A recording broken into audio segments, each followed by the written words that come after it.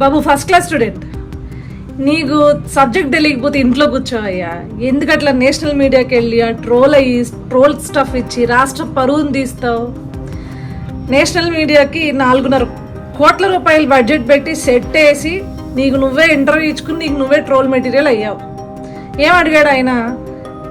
విద్యార్థుల కోసం ఆన్లైన్లో మీరు ఏమేమి ఇంప్లిమెంట్ చేయడానికి చూస్తున్నారు అంటే, ఆన్లైన్లో అంటే ఫర్ ఇన్స్టెన్స్ అన్నాడు. అనగానే ఆ జర్నలిస్ట్ అక్కడ పెత్తరపోయి చూశాడు, ఏంది ఇది ఫర్ ఇన్స్టెన్స్ అంటున్నాడు, నేను అడిగిన క్వశ్చన్ ఏంటి అని అనుకున్నాడు.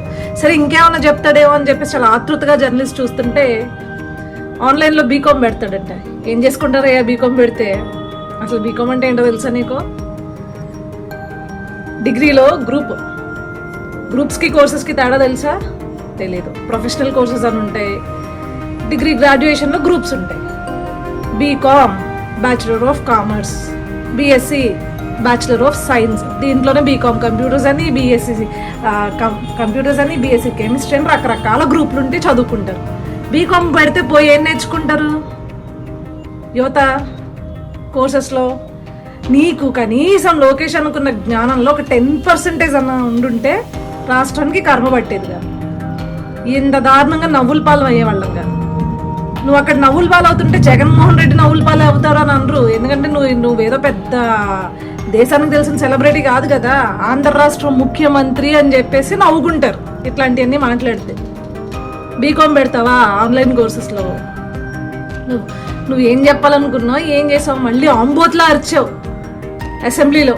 డిగ్రీలో ఫస్ట్ క్లాస్ స్టూడెంట్, ఇంటర్లో ఫస్ట్ క్లాస్ స్టూడెంట్, 10th క్లాస్లో ఫస్ట్ క్లాస్ స్టూడెంట్ అని, డిగ్రీలో ఫస్ట్ క్లాస్ స్టూడెంట్ అన్నావుగా. మరి డిగ్రీలో గ్రూప్స్ తెలీదా నీకు? బీకామ్ని తీసుకెళ్ళి ఆన్లైన్లో పెడతా అంటున్నావు. అంత మేధావి నువ్వు. నిన్ను మా కర్మకి ఈ వైఎస్ఆర్సీపీ పార్టీ వాళ్ళందరూ మా మీద రుద్దుతారు ఏదో పెద్ద అపరచాణిక్యుడిలాగా. ఇది నీ నాలెడ్జ్.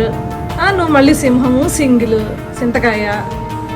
సో నువ్వు వెళ్ళక, నేషనల్ మీడియాని అడ్రస్ చేయక, నీ బరువు పోట్ల ఆంధ్ర రాష్ట్ర పరువు పోతుంది. గ్రూప్స్కి లేకపోతే కోర్సెస్కి డిఫరెన్స్ ఉంది. ఇందాక చెప్పానే అవి గ్రూప్స్. కోర్సెస్ అంటే ఏంటి?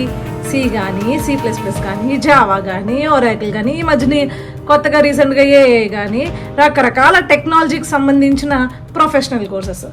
వాటికి సర్టిఫికేట్ తీసుకున్న తర్వాత ఈరోజు జాబ్స్ వచ్చే పరిస్థితి. లోకేష్ అన్నాడు 3 ఏళ్ల ఎడ్యుకేషన్ సిస్టంలో కానీ, 4 ఏళ్ల ఎడ్యుకేషన్ సిస్టంలో కానీ, గ్రాడ్యుయేషన్ సిస్టంలో జాబ్స్ రావాలంటే 3-4 ఏళ్ళు చదివినా కూడా ఆ సబ్జెక్ట్ నేర్చుకోలేని పరిస్థితి ఉంది. బయటకు వెళ్ళి కోర్సెస్ తీసుకుని దాంట్లో ఒక సర్టిఫికేట్ వచ్చిన తర్వాతే జాబ్స్ అనేవి వస్తున్నాయి.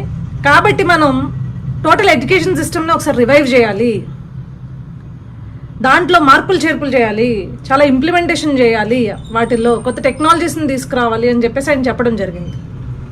ఆ రోజు న్యూట్రల్ ఓటర్స్ కూడా హ్యాట్స్ ఆఫ్ అన్నారు లోకేష్ అన్న తీసుకున్న నిర్ణయానికి. చాలామంది విద్యార్థులు కూడా ఎస్ ఇది కరెక్ట్ అని చెప్పి భావించారు. సబ్జెక్ట్ మీద నాలెడ్జ్ అంటే అది నీకులాగా తత్రబిత్ర మాటలు మాట్లాడటం కాదు.